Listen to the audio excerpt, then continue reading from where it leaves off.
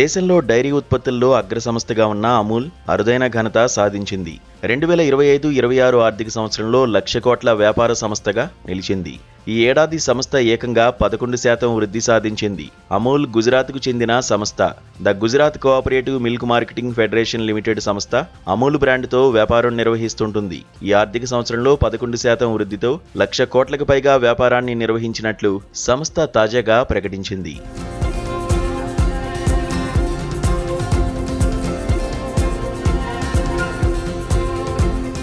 ఈ సంస్థ ఇంతకుముందు 2024-25 ఆర్థిక సంవత్సరంలో 90,000 కోట్ల రూపాయల వ్యాపారం సాధించింది. ఇప్పుడు దీన్ని అధిగమించి భారీ లాభాలతో 1,00,000 కోట్లు దాటింది.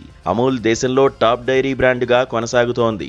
ఈ సంస్థ దాదాపు 1,200 రకాల ఉత్పత్తుల్ని మార్కెటింగ్ చేస్తోంది.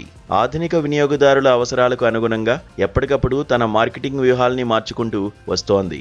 ఈ ఫెడరేషన్లో 18 జిల్లా కోఆపరేటివ్ సంస్థలు కూడా సభ్యత్వం కలిగున్నాయి. భారీ లక్ష్యాన్ని చేరుకున్న సందర్భంగా జీసీఎంఎంఎఫ్ చైర్మన్ అశోక్ భాయ్ చౌదరి స్పందించారు. లక్షలాది మంది వినియోగదారులు, నిరంతరం శ్రమించే 36 లక్షల మంది రైతుల నమ్మకం కారణంగా ఈ విజయం సాధ్యమైందన్నారు.